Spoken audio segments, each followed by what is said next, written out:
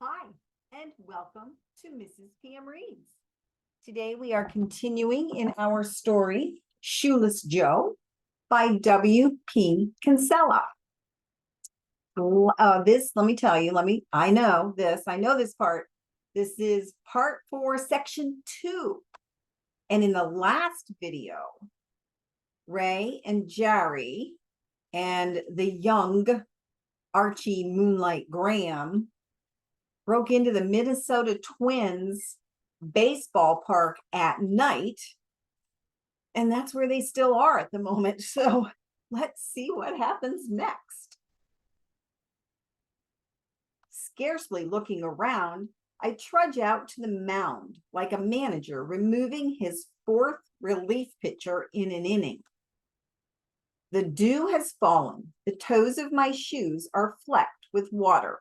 Salinger stops in the coach's box. From out here on the field, the space seems vast. I feel as I did as a child, standing on a bald Montana hilltop, watching the northern lights play hide and seek in the infinite night sky. A momentary spray of mist across the moon makes it dull as a pewter bowl. It is as if our venture were pre-planned. I straightened my shoulders. Straighten, not past tense. I straighten my shoulders, take a deep breath, walk to the edge of the outfield grass, and place bats at what seemed to me to be strategic locations. Some I tossed toward the right field fence, watching them bounce at crazy angles before settling in place, white as piano keys. I take Archie's bats from his arms and scatter them randomly about right field, like tossing the I Ching. Salinger takes a ball and rolls it over the dew-silvered grass. In the moonlight, it leaves a long black trail behind it. The moon is suddenly chrome bright. I take a ball and roll it toward a distant bat. It hisses softly and sends a fine spray of dew. There is a muffled bump as it hits the bat and caroms off a few feet. It is as though we are engaged in a pagan ceremony. Archie Graham tosses a ball high in the air. It looks like a snowball as it rises and becomes a pearl as it crosses the base of the moon. It then drops onto the green-black grass and rolls away. I try to toss a ball skyward, but my throw is a rainbow arc that doesn't even rise high enough to be glazed by the moon. Bad arm, I whisper to Jerry. No arm, he replies. I remember how in high school I was kept on the team because I could hit, but was stationed in right field, the place where a fielder who cannot judge fly balls and throws like a girl is apt to do the least damage. Whenever a left-handed batter came up, I traded places with the left fielder. If a hit came my way, the shortstop would be nearly to me by the time I fielded it, and I would underhand the ball to him so he could throw it to the infield. But I batted nearly .500 and struck out no more than once or twice. If only there had been designated hitters then. Even been on ever been on a big league field before? I asked Jerry, but don't wait for an answer. Oh, but you must have dreamed of the polo grounds just like I dreamed of Kaminsky Park, of playing for the White Sox. I've told you about that, hisses Jerry. Wherever you got that story, it's wrong. I've always been a writer. We are interrupted by a tapping sound, like a judge rapping a gavel, and turn toward home plate. Archie Graham stands there. He pops a bat twice more on home plate then tosses a ball in the air and swings. The crack of the bat sounds like a paper bag exploding, yet the sound is cold and lonely too, like a hunter firing in endless tundra. I hear the ball traveling overhead, whistling softly, and then there is another pop as it hits the center field fence. I am able to follow it for an instant as it bounces back and rolls among the equipment we have strewn. Archie waves to us and holds up another ball. For the first time, I worry about the noise we are making. My heart flutters against my shirt. What if we are discovered? I feel the sharp form of a screwdriver in my pocket, the one I brought along to tighten the locks I kicked loose. What if we are arrested? I can picture a court clerk reading out the charges: breaking and entering, willful damage, possession of burglar tools, to wit, an amber-handled screwdriver. The bat cracks and the ball soars up, glints against the moon's eye, and disappears over the right field wall. Can you do it without the bat? I say in a stage whisper. The young man smiles, a wide, pumpkin-happy grin, as if I just complimented him on his sexual prowess. He cranks up his arm, rears back, and throws the ball, taking an even more perfect path than it took off the bat. Travels in a white arc, seeming to leave behind a line like a streak of forgotten rainbow as it drops over the fence, silent as a star falling into a distant ocean. The boy continues to grin. You've got quite an arm, I say. Jerry whistles softly. I picture the ball bouncing crazily across the asphalt and gravel parking lot. I imagine some swing shift worker taking a shortcut across the quiet parking lot, perhaps kneeling down before the white revelation that has rolled to a stop at his feet. Salinger has placed two bats in an inverted V on the right field grass. He now stands just behind second base and, like a lawn bowler, rolls baseballs toward the distant ash whiteness. The balls hum across the grass and ricochet unceremoniously to one side as they strike a cleat mark or depression in the grass. Watching this, I remember something Eddie Skizzens once told me. When I was in the minors, there were gopher holes in the outfields of some of the parks we played in. He said the home team knew where they were and how to step around them, and they'd laugh fit to kill when a visitor would sprain an ankle or take a fall. I remember once I decided to fix a guy who'd played right field for Idaho Falls. Before the game, from before noon until supper time, I carried pails of water and dumped them in all the depressions in the outfield grass. It was August, and the rest of the field was baked dry. By game time, that plot, about 3 foot square, was like quicksand. Second play of the game, one of our men singled to right field and the fielder charged the ball. Here, Eddie stopped to chuckle heartily. His feet disappeared right up to the ankles, and he pitched on his face just as the ball rolled by and to the wall. Our player got an inside the park home run. For an hour or more, Salinger, Graham, and I play like children in a forbidden room. Can you hear the roar of the crowd, I say? Stretch out your ears and listen. Smell the onions frying. Smell the roasted peanuts. Salinger and our young friend are kneeling on the outfield grass, perhaps 20 yards apart, rolling baseballs toward each other, trying to make them collide. The balls send up a fine spray, and when they do bump, they skitter sideways like shying horses, leaving strange hieroglyphic signatures on the turf. In the dewy morning, the baseball field under the moon glow looks as though someone has set out silver bowls of water at strategic locations. The only sound is that of a plane dozing overhead, its lights blinking hypnotically. As I look around the empty ballpark, almost Greek in its starkness, I feel an awesome, inarticulate love for this very stadium and the game it represents. I am reminded of the story about the baseball fans of Milwaukee and what they did on a warm fall afternoon, the day after it was announced that Milwaukee was to have a major league team the next season.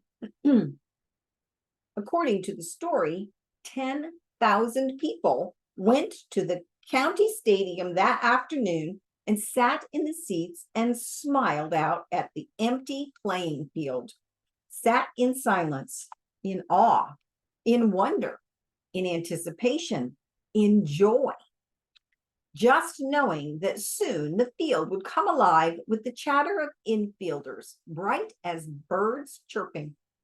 Now, in the pre-dawn grayness of the Twins stadium, the loudspeaker booms out over the silent field we have invaded. The words reverberate from the outfield walls and vibrate the cold metallic chairs in the boxes along the baselines. I look at Salinger and Moonlight Graham. They do not raise their heads, but continue with their boys' game. I glance at Jerry, who is driving my battered, well, apparently they've left the park. I glance at Jerry, who is driving my battered salmon-colored Datsun. He looks my way and his craggy features break into a slight smile. We just crossed the Iowa border, he says. Do you know, I've never been to Iowa. I suspected. Our young hitchhiker is scrunched into the back seat, his right knee a rigid lump in my back, his duffel bag upright beside him like a dun-colored torso. When we get to Iowa City, we'll take the old Capitol exit, I say. Before we go home, I have to stop in town. Groceries, says Jerry. A relief pitcher, I reply. Groceries? I recall the story I heard about Jerry craving soybeans. Do you really eat a lot of soybeans, I ask. Relief pitcher? Soybeans? He laughs pleasantly. Never tasted the things that I know of, though I've read they're supposed to be good for you. I'm glad that I've never tasted soybeans. Yes. Jerry shrugs. That doesn't sound as unusual to me as it would have a week ago. I guess I'm getting used to you, he says, then abruptly switches to a new subject. Your wife isn't vegetarian, is she? The thought just crossed my mind that I hate eggplant casseroles and dishes with a lot of noodles covered in stuff that look like powdered horse dung. We're meat and potato people, I say. Somebody say something about food? Asks the hitchhiker from the back seat. His voice is a little high, but softened by his whispery Carolina drawl. Anytime you want to stop, I'm ready to eat again. The deeper we penetrate Iowa, the greener the grass gets. It has been summer for all my odyssey, but a lean, scanty summer of thin trees and cropped yellow grass. Here, near the heart of the nation, everything is lush. The corn is waist high, the trees fat-leaved, the grass tall, and the earth soft. I wheel off the interstate at exit 244. In the over-air-conditioned motel in Minneapolis, during the few hours between our trip to the ballpark and our rising, I had a dream of Eddie Schisms. As we rolled toward Iowa City, I decided on a definite plan of action. Today, Eddie haunts my waking hours like a dropped pop-up. I can see him sitting across the polished maple table from me at the Friendship Center, back straight, huge hands spread out on the table in front of him, face pink as rose petals. Know what I'm going to do? Eddie said. No, I said, although I'm always tempted to answer a question like that with a yes. Going to be buried in a Chicago Cubs uniform. He smiled and nodded his head up and down, waiting for my reaction. And as I thought about the statement, I pictured Eddie laid out across a circular table, stiff as a board, head and feet extended over the edges, dressed in a soft, new-smelling uniform with a grinning bear cub insignia, his large feet encased in shiny, uncrumpled spikes, his head covered by a Cubs cap. Spikes and cap too? I said. I felt it better to take Eddie's statement in stride, for I didn't think he was trying to shock me, only to share something he knew no one else understood. By golly, I hadn't thought of the cleats. I got the cap. He tapped his mane of yellowish white hair, just up and wrote to the Cubs one day and asked how much for a size 44 uniform and cap. And they sent me back the price, and I ordered one. And I got it put away with lots of mothballs in my cedar chest my wife used to keep linen in. But I never thought of cleats. Now I'd look right foolish, I'm afraid, all laid out, fit to start a new season, but with patent leather shoes on, or brogues, or even slippers. Nope, nothing will do but cleats, and I thank you for reminding me. Didn't you tell them who you were? I asked. They should give you a uniform to their oldest living player. Well, now, I never thought of that either. Why, I reckon they don't know who I am anymore.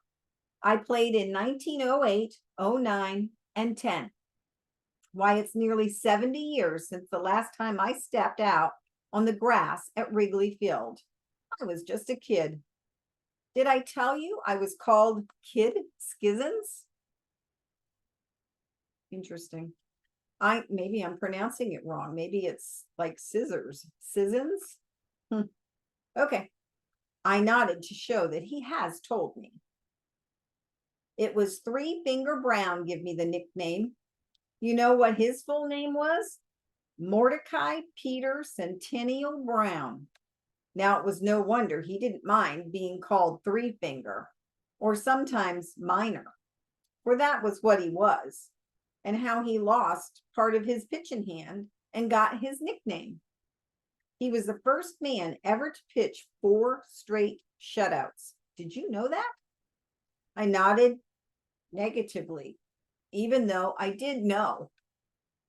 And I was there, didn't get to play. A fellow who's pitching shutout ball don't need no relief pitcher. That was the summer of 1908, my first summer in the big leagues. He pitched the last one on July 4th, and they set up firecrackers and rockets after the game and had a rack of sparklers that spelled out Brown in big, burning blue silver letters. Pretty fancy for that long ago. I wish I could have seen it. Yes, sir. I'm going to have to get me a pair of size 12 baseball shoes to go with my uniform. I bet if I dug down in some of the boxes I got at home, I could find a pair of spikes from my playing days, but they'd be all gray and petrified like me and wouldn't be classy enough to wear with a new uniform. They all think I'm crazy, you know, but I'm not. I know, I said. The Cubs have been my whole life. I've followed them for 80 years, since I was 7, and an uncle of mine came from Chicago to visit our farm in Nebraska, clutching a fistful of Chicago sports pages, a copy of the St. Louis Sporting News, and a gift for describing the beauty and mystery of baseball. I'd listened to him for hours, both of us sitting on the front step of the house, and Ma would have to call me twice for meals and 10 times for bed. And he brought me a baseball, bat, and a glove. He showed me how to hit and how to throw. He painted a target on the side of the barn with whitewash Laziest man in creation was how my father described my uncle. Stuffed full of dreams, he said he was. And I guess he was right. After he was gone, I retold his stories to my dog so I wouldn't forget them. And after the baseball was worn out, I practiced with rocks and frozen horse turds in the winter, and I made my own baseballs out of cowhide stuffed with hay and mud. Uncle Clyde even told me how to do that.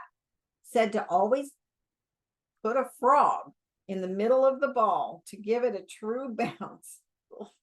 And I did. Eddie grinned like a kid. The Cubs have been my whole life, he repeated. I kicked around in the minors for a few years, but once you've been to the top, it's hard to settle for less. I worked for years in Chicago so I could be close to them. Hardly missed a game, season after season. Then I got offered a school principal job out here in Iowa, and I had a family, and times were tough. But I still had the summers, used to go up for homestands. It's just the last year or two that I've got too old and tired to make the trip. Only regret I have is that I never had a son of my own to teach the love of the game. Have 3 daughters. Used to take them to the games, but they didn't catch the fever. They're all Bible thumpers and been treating me like I was senile ever since they were old enough to think for themselves. I felt a genuine pang of guilt for not having shared my magical windfall with Eddie. I can't think of anyone who would have enjoyed it more. And we're going to stop there because I think they arrive at their destination in the next section. So we're just it's a great place to pause. All right, you guys. I hope you like baseball. I hope you're enjoying the story, and I hope that you have a wonderful day. I will see you next time.